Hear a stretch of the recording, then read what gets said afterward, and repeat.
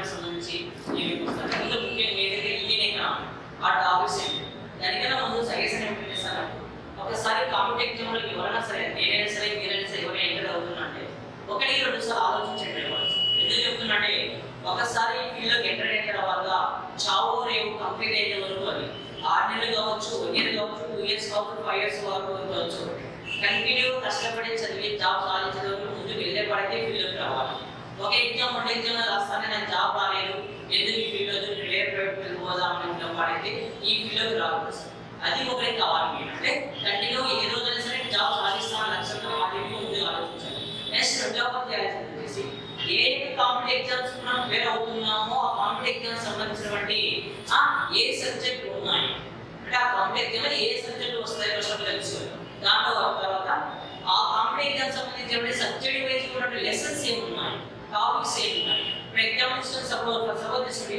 Indian ఎకనామీలో ఎన్ని marks ఉన్నాయి Indian economy గ్రూప్లో ఎన్ని మార్కులు ఉంటుంది ఆ మార్క్స్ ఏ సబ్జెక్ట్లో ఏ లెసన్స్ ఏమి ఉన్నాయి అందులో ఏ లెసన్స్ ఎక్కువ ఎన్ని మార్క్స్ వరకు రాగలుగుతాయి అనేది ఒక అవగాహన అనేది పూర్తిగా తెలుసుకోవాలి అది ఒకటి కావాల్సింది రెండవది వచ్చేసి నెక్స్ట్ వరకు కావాల్సింది ఏంటంటే మనము ఏ సబ్జెక్ట్ ఏ క్లాస్ జరుగుతుందనే దానికి తెలుసుకున్నారు అంటే సంబంధించిన ఎగ్జామ్ ఇస్తున్నాం ఈరోజు ఇండియన్ ఎకనామిక్ క్లాస్ జరుగుతున్నాం ఆ ఇండియన్ ఎకనామిక్ క్లాస్ ఏ లెసన్ జరుగుతుంది ఈరోజు ఎగ్జామ్ సపోజ్ ఇస్తున్నాం బ్యాంకింగ్ చాప్టర్ చెప్తున్నాం బ్యాంకింగ్ సిస్టమ్ ఆ బ్యాంకింగ్ సిస్టమ్ సంబంధించిన ఇన్ఫర్మేషన్ మనం ఒకసారి ఇంటి దగ్గర చదివి ఉంటే ఆ చదివిన దాన్ని ఇక్కడ క్లాస్ ఉంటే మనకి క్లాస్ అవుతుంది ఏమి లెసన్స్ ఏమి మన దగ్గర సబ్జెక్ట్ లేకుండా వచ్చి క్లాస్ కూర్చుంటే అది వేస్ట్ అవుతుంది అంటే నా ఒపీనియన్ ఏంటంటే సార్ రేపు చదివే సిలబస్ మనకు ఆటోమేటిక్గా చెప్పిండారు ఫ్యాకల్టీ ఈరోజు ఏం జరిగింది నెక్స్ట్ ఏం చెప్తారో చెప్పిండాడు ఆ సిలబస్ టుమారో మన క్లాస్కి వచ్చే నాటికి ఇంటి దగ్గర ఒకసారి ఓవరాల్గా చూసుకోవాలి రావాలి అప్పటికి ఒకసారి చదువుతాం అదే సిలబస్ ఇక్కడ మనకి ఎక్స్ప్లెయిన్ చేసినప్పుడు రెండవసారి అవుతుంది అదే సిలబస్ మళ్ళీ ఏంటంటే నైట్ 8 గంటల కానీ ఈరోజు జరిగిన క్లాస్ నైట్ 8 కానీ నైట్ 10 కానీ 11 కానీ 12 కానీ కంప్లీట్ అయ్యే వరకు ఆ రోజు జరిగిన సిలబస్ కంప్లీట్ చేస్తారు ఆ 3 సార్లు అంటే 3 టైమ్స్ ఒకసారి చదివాము ఒకసారి క్లాస్ ఉన్నాము మళ్ళీ ఏం చేస్తున్నాం కూడా ఇంటికి వెళ్ళి మళ్ళీ రివిజన్ చేస్తున్నాం ఆ 3 టైమ్స్ వచ్చేసి మనకి ఎంత వచ్చింది అంటే సబ్జెక్ట్ మినిమం వచ్చేసి 70 నుండి 80% సబ్జెక్ట్ మనకి రికవర్ అవుతుంది 70 నుంచి 80% సబ్జెక్టు ఆ టాపిక్ పైన పర్ఫెక్ట్గా ఫోకస్ చేయగలుగుతాం రిమైనింగ్ 20 లేదా 30% మనం ఏం చేయవలసి వస్తుందంటే 20 లేదా 30% కావాల్సింది ఇక్కడ మనకు జరిగేటువంటి ఎవరిడే జరిగేటువంటి స్లిప్ టెస్ట్ కావచ్చు డైలీ టెస్ట్ కావచ్చు గ్రాండ్ టెస్ట్ కావచ్చు ఖచ్చితంగా కంటిన్యూగా ఫస్ట్ నుంచి లాస్ట్ వరకు పర్ఫెక్ట్ రాస్తే రిమైనింగ్ 20% 30% మన మైండ్లో స్టోర్ అవుతుంది 100% ఇక్కడ విజయంగా నిలవచ్చు ఏమీ తెలియకుండా క్లాస్లో కూర్చుంటే బెస్ట్ అంటే నేను చెప్పానంటే మనకి సక్సెస్ కావాలి నేను అనుకున్న గోల్ రీచ్ కావాలంటే ఇది పాటించి చూడండి మీకు అర్థమవుతుంది అనే విషయం ఎలా ఉంటుంది అనే విషయం అదేవిధంగా దాంతో పాటు కావాల్సింది ఏం చేయాలంటే డైలీ న్యూస్ పేపర్స్ చాలా ఇంపార్టెంట్ అవసరం ఎవరైతే ప్రస్తుత కాలంలో న్యూస్ పేపర్ని బాగా ఫాలో అవుతారో వాళ్ళే చాలా వరకు విజేతగా నిలుస్తారు ఎందుకంటే న్యూస్ పేపర్ని బేస్ చేసుకొని క్వశ్చన్ పేపర్ తయారవుతుంది కంటెంట్ తీసుకున్నాడు టాపిక్స్ అయితే తీసుకున్నాడు కానీ ఆ టాపిక్స్ లో ఏం చేస్తారంటే అప్డేట్ చేస్తూ ఇస్తున్నాడు అప్డేట్ చేస్తూ క్వశ్చన్స్ మనకి అడుగుతూ వస్తున్నాడు ఎవరైతే బాగా పర్ఫెక్ట్గా న్యూస్ పేపర్ ఫాలో అవుతూ వస్తున్నాడో అప్డేట్ చేస్తున్న విషయాలను ఎవరైతే యాడ్ చేస్తున్నారో అది వాళ్ళకు చాలా ప్లస్ చాలా అంటే కరెంట్ డేటా కింద ఉపయోగపడుతుంది ఇది కంటెంట్ కింద ఉపయోగపడుతుంది అంటే దానిలో 2 లాభాలు వస్తాయి కరెంట్ అఫైర్స్ కింద ఉపయోగపడుతుంది ప్లస్ కంటెంట్ సబ్జెక్ట్ కింద ఆ సబ్జెక్ట్ కింద ఉపయోగపడుతున్నట్టు వస్తుంది ఇది ఖచ్చితంగా పాటించాలి సరే మనకు మన ఇండియన్ ఎకనామీలో ముఖ్యంగా గ్రూప్ 2 సంబంధించిన సిలబస్ తీసుకున్నప్పుడు మనకి ఏమొస్తుందంటే గ్రూప్ 2 స్థాయిలో మనం మొత్తం సిలబస్ తీసుకున్నప్పుడు 3 పేపర్లు వస్తాయి పేపర్ 1 వచ్చేసి 150 మార్కులు ఉంటుంది సార్ 150 మార్క్స్ ఉంటాయి 150 మార్క్స్ మొత్తం వచ్చేసి ఏముంటుందంటే ఇక్కడ జిఎస్ జనరల్ స్టడీస్ ఉంటాయి జనరల్ స్టడీస్ అంటే మనకు తెలుసు కదా హిస్టరీ పాలిటీ ఎకనామిక్స్ జియోగ్రఫీ తర్వాత ఫిజిక్స్ కెమిస్ట్రీ అథమెటిక్ రీజనింగ్ సంబంధించి డిజాస్టర్ మేనేజ్మెంట్ అన్నీ కూడా ఇందులో కలిపి రావాలి దాంతో పాటు మనకి ఎప్పుడైనా ఏ పేపర్ రివిజన్ చట్టం అనేది అది కూడా దీనిలో మెన్షన్ చేయడం జరుగుతుంది దీనిలో మెన్షన్ చేయడం జరుగుతుంది నెక్స్ట్ పేపర్ 2 వచ్చేసి ఇది కూడా 150 మార్క్స్ ఉంటుంది సార్ ఇక్కడ పార్ట్ ఏ మరియు పార్ట్ బి విభజించవచ్చు సార్ ఏ అంటే పార్ట్ 1 పార్ట్ 2 గా తీసుకోవచ్చు పార్ట్ 1 వచ్చేసి ఇండియన్ కాన్స్టిట్యూషన్ వస్తుంది సార్ ఇండియన్ కాన్స్టిట్యూషన్ ఇది వచ్చేసి ఎన్ని మార్కులు రావడం జరుగుతుందంటే 75 మార్క్స్ వస్తుంది సార్ ఇక్కడ 75 మార్క్స్ వస్తుంది పార్ట్ 2 వచ్చేసి మనకి ఏమొస్తుంది ఇక్కడ ఏపీ హిస్టరీ వస్తుంది సార్. పార్ట్ 2 వచ్చేసి వస్తుంది ఏపీ హిస్టరీ కూడా 75 మార్క్స్ రావడం జరుగుతుంది. 75 మార్క్స్ రావడం జరుగుతుంది. మనకు గ్రూప్ 2 లో ఎక్కువ స్కోర్ చేయగలిగిన పేపర్ ఏది అంటే చాలా మంది కూడా పేపర్ 2 చేస్తారు. పేపర్ 1 లో కూడా ఎక్కువ స్కోర్ చేయలేరు, పేపర్ 3 లో చేయలేరు. కానీ పేపర్ 2 ఎందుకంటే ఇక్కడ కంటెంట్ ఏముందో అది మాత్రమే మనకు మెన్షన్ చేసి వస్తుందని ఎక్కడ అప్డేట్ అవుతాయంటే జస్ట్ ఇండియన్ కాన్స్టిట్యూషన్ లో మాత్రమే కొంత అప్డేట్ ఉంది. కరెంట్ డేటా ఉంటుంది కానీ రిమైన్ దాంట్లో టెక్స్ట్ బుక్ లో ఏముందో అదే పెడతారు, వాటి ఫాలో అవడానికి ఏమీ లేదు ఇక్కడ. అంటే ఖచ్చితంగా ఇక్కడ 150 మార్క్స్ అట్లీస్ట్ అన్నా 120 130 చాలా మంది రీచ్ అవుతారు పేపర్ 2. పేపర్ 1 లో మనకు మా అంటే 90 ప్లస్ 100 110 లాస్ట్ పేపర్ 1 లో అంత మించి ఎక్కువ రీచ్ కాదు. కానీ ఖచ్చితంగా ఎక్కువ స్కోర్ ఇచ్చే కారణం ఏంటంటే ఇది సార్ పేపర్ 2. ఇంకా పేపర్ 3 తీసుకున్నప్పుడు మనకి ఇక్కడ 150 మార్క్స్ ఉంటుంది. ఇందులో కూడా 2 భాగాలు వస్తాయి, ఇండియన్ ఎకనామీ మరియు ఏపీ ఎకనామీ వస్తుంది సార్. ఇండియన్ ఎకనామీ 75 మార్క్స్ వస్తుంది, ఏపీ ఎకనామీ వచ్చేసి 75 మార్క్స్ వస్తుంది సార్. 75 మార్క్స్ వస్తుంది. వాస్తవంగా గుర్తు విజేతగా నిలిచేటువంటి విజేతకు ఒకటి నిలుస్తున్నాడే కారణం ఏంటంటే పేపర్ 3 లో ఎవరైతే ఎక్కువ స్కోర్ చేయగలుగుతారో వాళ్ళే గుర్తు విజేతగా నిలవగలుగుతారు. పేపర్ 3 లో ఎవరైతే ఎక్కువ స్కోర్ చేయగలుగుతారో వాళ్ళే ఖచ్చితంగా విజేతలు. పేపర్ 2 లో స్కోర్ ఎక్కువ వస్తుంది కానీ పేపర్ 1 లో వస్తుంది 100 వరకు తెచ్చుకోవాలి, 10 వరకు తెచ్చుకోవచ్చు. కానీ ఇందులో ఎవరైతే హైయెస్ట్ స్కోర్ చేయగలుగుతారో వాళ్ళకి 100% విజేతలు నిలవడానికి అవకాశం ఉంది. ఈ పేపర్ 3 లోనే మేజర్ మార్క్స్ సాధించడానికి అవకాశం. మార్క్స్ అయితే వచ్చేది కష్టంగా ఉంటుంది సార్, తెలియదు. కానీ మార్క్స్ ఎక్కువ రావాల్సిన ప్లేస్ అంటే ఇక్కడే రావాలి. ఇందులో కూడా మార్క్స్ అనేవి ఎలా వస్తుంది అనేది మనకు కావాలి సార్. అది ఎలా అనేది టాపిక్ వైపు నేను చెప్తాను. ఏ పద్ధతిలో పోతే ఫాలో అవుతారు ఏంటంటే నెక్స్ట్ ఇవ్వడం జరుగుతుంది సార్. ఇది సార్ మొత్తం గ్రూప్ వచ్చేసి ఉన్నటువంటి 3 పేపర్లో పేపర్ 1 జనరల్ స్టడీస్ పేపర్ ఉంటుంది, 150 మార్క్స్ ఉంటుంది. పేపర్ 2 వచ్చేసి 150 మార్క్స్. కానీ దాని పార్ట్ 1 పార్ట్ 2 అని ఉంటుంది.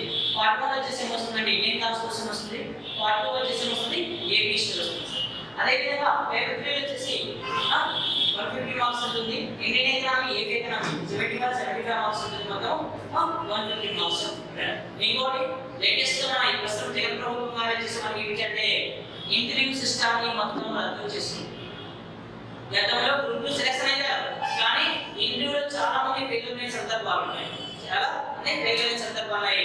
కానీ ప్రస్తుతం ఇంటర్వ్యూ వ్యవస్థని కూడా మన ఏపీ వైసీపీ ప్రభుత్వం రద్దు చేయడం జరిగింది. కాబట్టి ఇది కూడా మనకు ఒక విధంగా తీసుకుంటే చాలా మందికి మంచి ఛాన్స్ గా తీసుకోవచ్చు. ఎందుకంటే ఇక్కడ మన ఇంటర్వ్యూలో ఏం జరుగుతాయో మన అందరికీ తెలిసింది.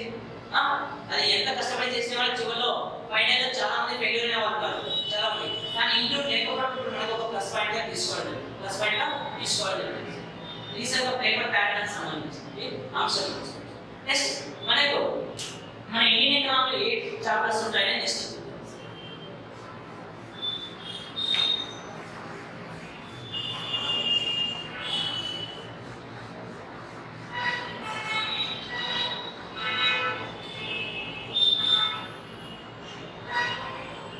ఇండియన్ ఎకనామీ టాపిక్ తీసుకున్నప్పుడు మనం మేజర్ టాపిక్స్ తీసుకున్నప్పుడు టాపిక్ వైపు తీసుకొస్తాం సార్. మనం మేజర్ టాపిక్స్ తీసుకున్నాం సార్. ఏమంటే అంటే భారతదేశ ఆర్థిక వ్యవస్థ అనేది మనకు మేజర్గా మనం తీసుకున్న అంశం తీసుకోవచ్చు. భారతదేశ ఆర్థిక వ్యవస్థ అని కూడా చెప్తారు సార్. కానీ ఏమేమి ఉంటాయి అనేది మనం దాన్ని తీసుకున్న డివైడ్ చేసుకుంటూ రావాల్సి వస్తుంది. ఇలా 1% జస్ట్ ఇండియన్ ఎకనామీ తీసుకోండి. అందులో మనకు వచ్చేటువంటి చాప్టర్స్ ఏమేమి ఉన్నాయి, ఇందులో మనకు కావాల్సినవి ఏముంటే టాపిక్స్ మేజర్ టాపిక్స్ ఏమేమి ఉంటాయనే కావాల్సి అగ్రికల్చర్ సిస్టమ్స్, వ్యవసాయం ఇందులోనే వ్యవసాయం మరియు భూ సంస్కరణలు, వ్యవసాయం మరియు భూ సంస్కరణల చాప్టర్స్. నెక్స్ట్ పారిశ్రామిక రంగం లేదా పారిశ్రామిక వ్యవస్థ మరియు దీనిలోనే సబ్ టాపిక్స్ పారిశ్రామిక విత్త సంస్థలు, పారిశ్రామిక విత్త సంస్థలు అంటే సార్ మనం అన్ని కమిటీకి వెళ్ళిపోతారు సార్, డివైడింగ్ కమిటీకి వెళ్ళిపోతారు సార్, కమిటీగా వెళ్ళిపోతుంది. పారిశ్రామిక విత్త సంస్థలు.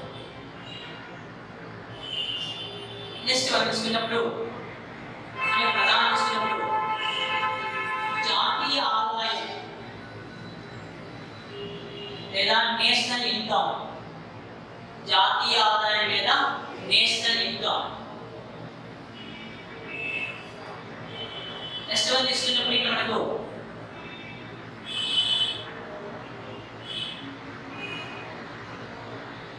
పన్నుల వ్యవస్థ, పన్నుల వ్యవస్థ. దీంట్లో మనకు క్లబ్ చేసుకునే జిఎస్టీ కొత్తగా వచ్చిన జిఎస్టీ సిస్టమ్ గురించి ప్రిపేర్ అవ్వడం సార్, జిఎస్టీ విధానం నుంచి తీసుకోవచ్చు. Next budget, budget. నెక్స్ట్ ద్రవ్య వ్యవస్థ, ద్రవ్య వ్యవస్థ. నెక్స్ట్ ద్రవ్యోల్బణం, ద్రవ్యోల్బణం.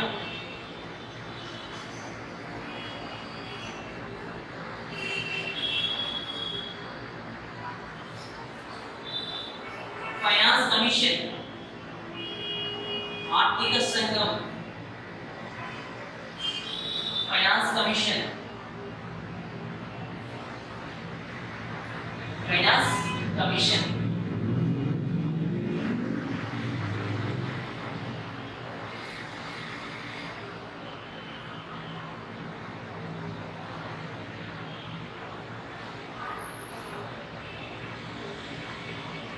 భారతదేశ విదేశీ వాణిజ్య విధానం,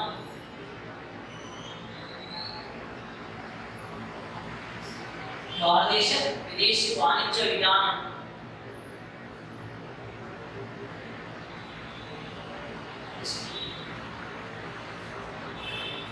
జనాభా విధానం, జనాభా విధానం.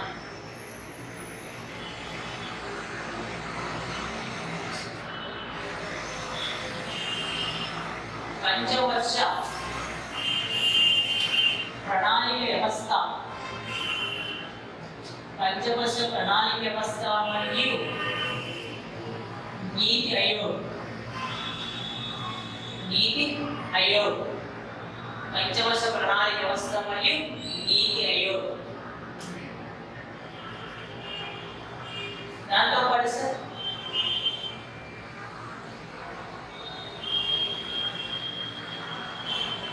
సుస్థిర అభివృద్ధి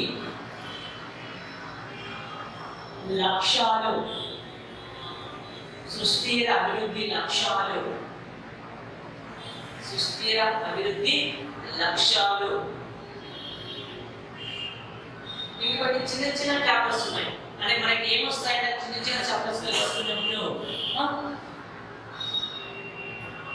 పేదరిక వ్యవస్థ, పేదరికం, పేదరిక విధానం, నిరుద్యోగ వ్యవస్థ, నిరుద్యోగ వ్యవస్థ, ప్రాంతీయ అసమానతలు, ప్రాంతీయ అసమానతలు, ప్రాంతీయ అసమానతలు.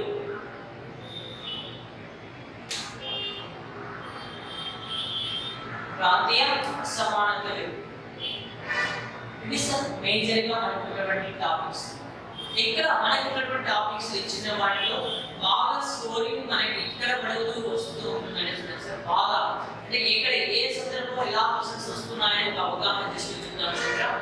ఈ చాప్టర్స్ మేజర్గా మనకు ఖచ్చితంగా బిట్లు పడే ప్రాంతాలు ఏ చాప్టర్ అంటే మేజర్ చాప్టర్ తీసుకుంటా. జాతీయ ఆదాయంలో ఖచ్చితంగా క్వశ్చన్స్ బాగా పడుతూ వస్తాయి. జాతీయ ఆదాయంలో క్వశ్చన్స్ పడుతూ వస్తాయి. దాంతో పాటు మనం గవర్నమెంట్ చెప్పుకోవాల్సిన అంశం ఏంటి? పెద్ద రీజన్ బ్యాంకింగ్ వ్యవస్థ, బ్యాంకింగ్ సిస్టమ్, బ్యాంకింగ్ వ్యవస్థ,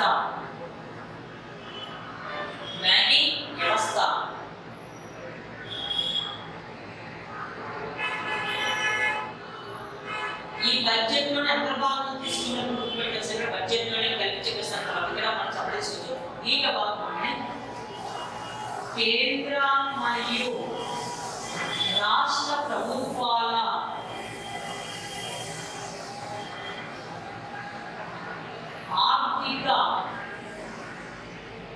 ఆర్థిక సామాజిక సర్వేలు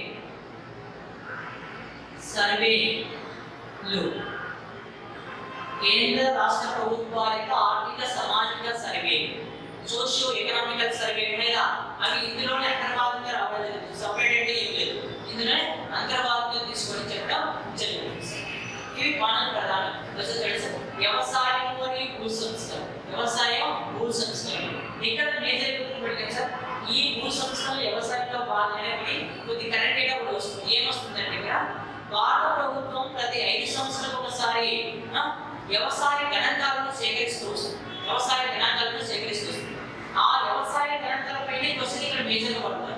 ఎప్పటి వరకు ఈ వ్యవసాయ గణాంకాలను సేకరించింది భారత ప్రభుత్వం ఎన్ని సేకరించారు? ఇప్పటి వరకు 9 కంప్లీట్ అయ్యి 10వ వ్యవసాయ గణాంక వివరాలను 2015 సంవత్సరం సేకరించింది. ఆ గణాంక సర్వేలో 2018 నవంబర్లో విడుదల చేయడం జరిగింది. అక్టోబర్ విడుదల చేయడం జరిగింది. ఆ గణాంకాల డీటెయిల్స్ బాగా చదవాలి. ఇక అంటే భారతదేశంలో ప్రస్తుతం ఒక కుటుంబానికి సగటు కమతం ఎంత ఉందని వస్తే ఆ డేటా పైన క్వశ్చన్స్ చెప్పుకోండి. డేటా పైన అగ్రికల్చర్ భూ సంస్కరణ చాప్టర్లో డేటా ఉంటే ఆ డేటా పైన క్వశ్చన్స్ మేజర్గా వస్తాయి. నెక్స్ట్ ఇక్కడ పారిశ్రామిక రంగం, పారిశ్రామిక వ్యవస్థ మీద ఎక్కడ ఖచ్చితంగా people ఎలా పెట్టుకోవాలి కానీ ఇక్కడ ఎగ్జామ్ తీసుకున్న మీ లెసన్స్ మనకి ఏమొస్తాయంటే ఒకసారి చూసుకొని సార్ బాగా మన దేశ ఆర్థిక వ్యవస్థ ఎలా ఉందని చెప్తున్నాం మనం. అగ్రికల్చర్ ఆధారపడిగా అంటే ఇది వ్యవసాయ ఆర్థిక వ్యవస్థ అనే ప్రాచీన కాలం నుండి ఈ విధంగా మనం చెప్తున్నాం. ఈ దేశంలో మన నెహ్రూ గారి ప్రభుత్వం ఏంటంటే మన వ్యవసాయ ఆధారిత ఆర్థిక వ్యవస్థ నుండి మిశ్రమ ఆర్థిక వ్యవస్థ ఆవిర్భవించాలనే దేశంలో పారిశ్రామిక రంగాన్ని డెవలప్మెంట్ చేయడానికి ఏం చేస్తారు, ఇక్కడ కొన్ని ఇండస్ట్రియల్ పాలసీస్ తీసుకురావడం అంటే పారిశ్రామిక తీర్మానాలను ప్రవేశపెట్టడం జరుగుతుంది. ఆ పారిశ్రామిక తీర్మానాల పైన క్వశ్చన్స్ కూడా మేజర్గా వస్తాయి. ఎగ్జాంపుల్ తీసుకున్నప్పుడు మీకు 1948 ఇండస్ట్రియల్ పారిశ్రామిక తీర్మానం, 1956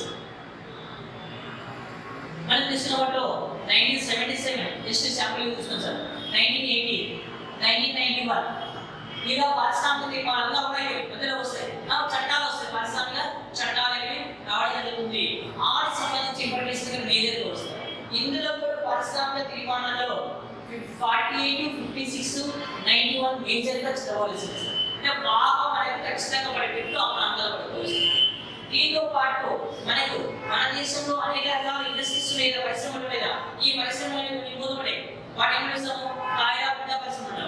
వాటిని ఆదుకోవడానికి ప్రభుత్వం తీసుకొచ్చిన సంస్థలు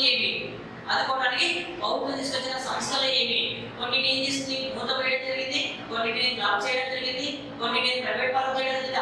ఆ విధానాలన్నీ ఇందులో రావడం జరిగింది, ఈ లెసన్లో రావడం జరిగింది. ఇక్కడ పారిశ్రామిక వికాస సంస్థలు ఏమి సార్? పారిశ్రామిక వికాస సంస్థలు అంటే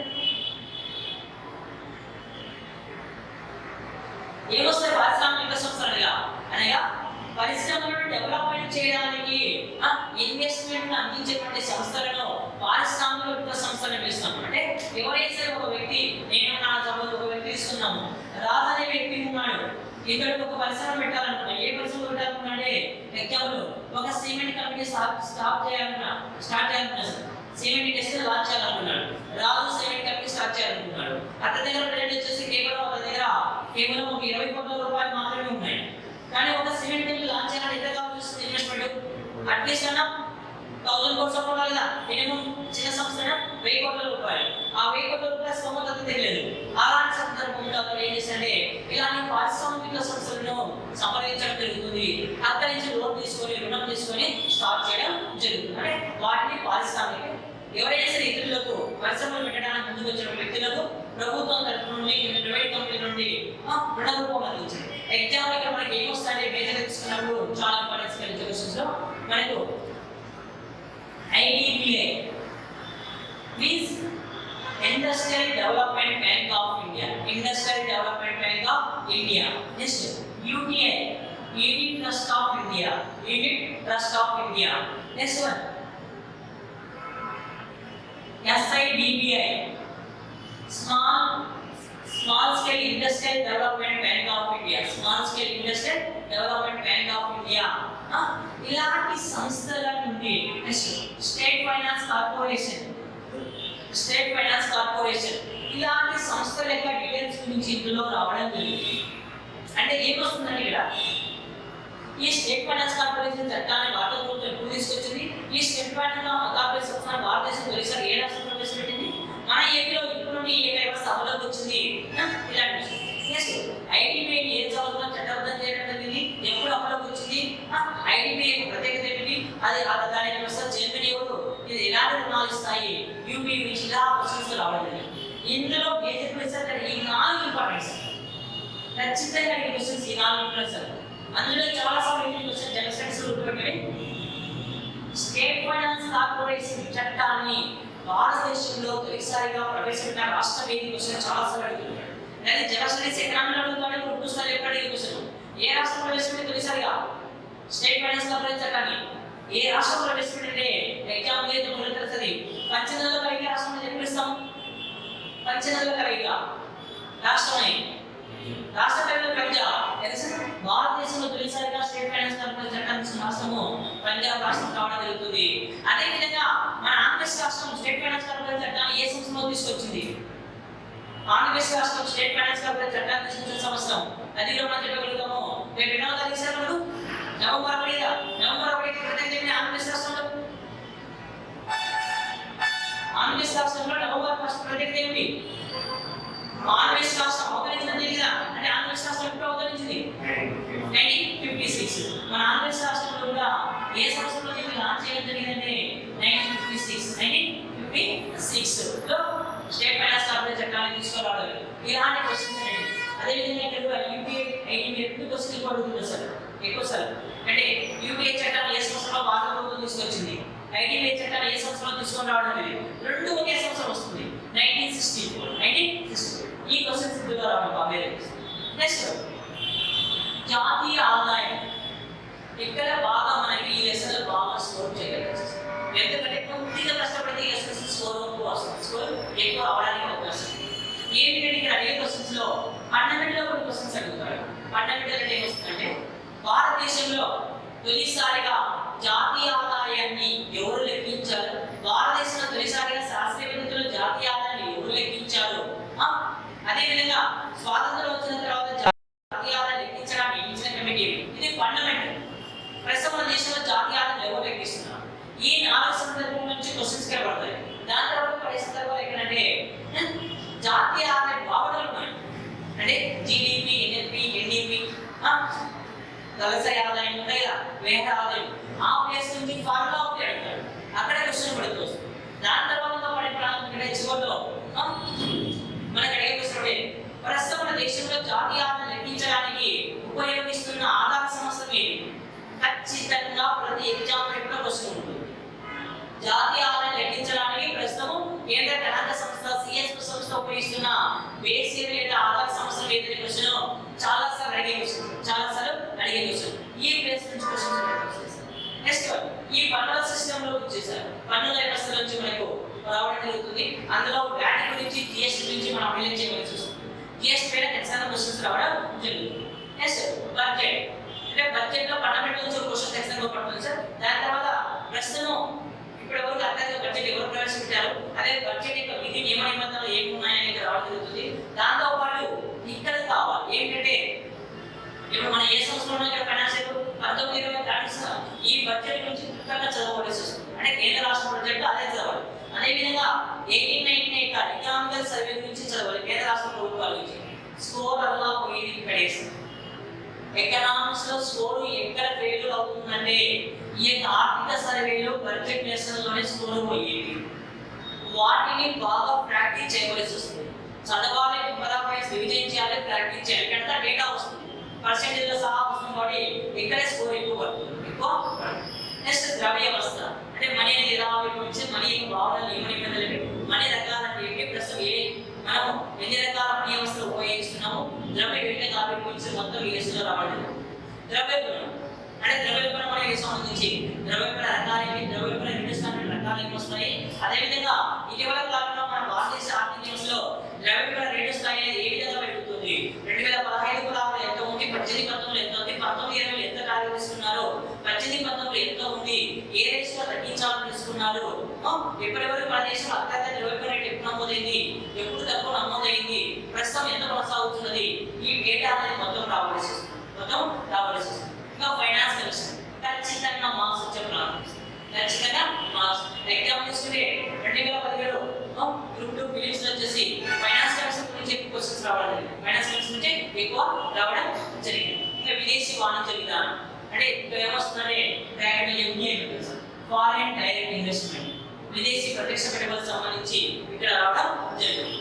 నెక్స్ట్ జనాభా, ఇది మీకు జాతీయంలో వస్తుంది, కానీ ఇక్కడ మన ఎకనామిక్ సంబంధించి ఇది మనకే తీసుకోవడం జరుగుతుంది. సేమ్ యాజ్ ఇట్ జాతీయంలో ఏముందో వస్తుంది, కొంత మార్పు డేటా అంతా ఒకటే కానీ టాపిక్స్ లో అదే కీ అనేది కొద్ది మార్పు వస్తుంది. నెక్స్ట్ ఇంకా పేదరిక స్థాయి ఏ స్థాయిలో ఉంది, నిరుద్యోగ స్థాయి వ్యవస్థ, నిరుద్యోగ సంబంధించి ఇటీవల కాలంలో కొంత డేటా ఇవ్వడం జరిగింది. భారతదేశం నిరుద్యోగ స్థాయి అనేది పెరుగుతుంది తగ్గలేదని డేటా రావడం జరిగింది. అది ఏంటంటే ఇంకా ప్రాంతీయ సమానతలు అనేది మనకు తెలిసి ఇలా ఉంది. నెక్స్ట్ బ్యాంకింగ్ వ్యవస్థ, బ్యాంకింగ్స్ పైన క్వశ్చన్స్ బాగా పడుతున్నాయి. ముఖ్యంగా ఇక్కడ అడిగే క్వశ్చన్స్ బాగా పడుతుంది సార్. ఆర్బీఐ గురించి, నాబార్డు గురించి, ఆర్ఆర్బీఐ గురించి బాగా పర్ఫెక్ట్గా చదవాలి. దాని తర్వాత ఇటీవల కాలంలో బ్యాంకుల విలీన ప్రక్రియను పూర్తి చేయడం జరిగింది. ఎగ్జామ్ తీసుకునే స్టేట్ బ్యాంక్ ఆఫ్ ఇండియాలో ఉన్న గ్రూప్స్ అని విలీనం చేశారు. మళ్ళీ ఏం చేశారు, బ్యాంక్ ఆఫ్ బరోడాలో ఏనా బ్యాంక్, విజయ బ్యాంక్ విలీనం చేయడం జరిగింది. ఇప్పుడు లేటెస్ట్ గా మరొక 6 బ్యాంకులను విలీనం చేయబోతుంది. ఆ బ్యాంకులు ఏవి, ఆ బ్యాంకులు ఏ రాష్ట్రంలో ఉన్నా ఏంటనే డీటెయిల్స్ మొత్తం చదవవలసి వస్తుంది. జ్ఞాన బ్యాంకింగ్ సిస్టమ్, బ్యాంకింగ్ సిస్టమ్ సంబంధించి రావడం జరుగుతుంది. ఇందులో చివరికి వచ్చేసి కొత్త ఉపాధ్యాయులు తీసుకొచ్చిందని ముద్రా బ్యాంకింగ్ తీసుకొచ్చింది.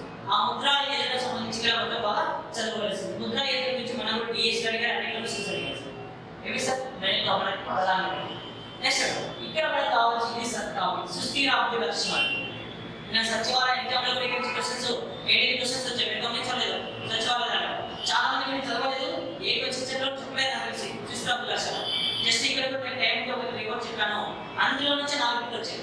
నేను చెప్పింది రివర్సే, లాస్ట్ రోజు చెప్పాను, అందులో నుంచి 4 బిట్లు వచ్చేసాయి. సుస్థిర అభివృద్ధి లక్ష్యాలు ఎవరు ప్రకటించారు? సుస్థిర అభివృద్ధి లక్ష్యాలు ఐక్యరాజ్య సమితి ప్రకటించి దాని అనుగుణంగా మన నీతి ఆయోగ్ కింద మన దేశ ప్రభుత్వం కాబట్టి విడుదల చేయడం జరిగింది. మన రాష్ట్రం ఏ స్థాయిలో బ్యాంకుల వ్యవస్థ తీసుకుంది.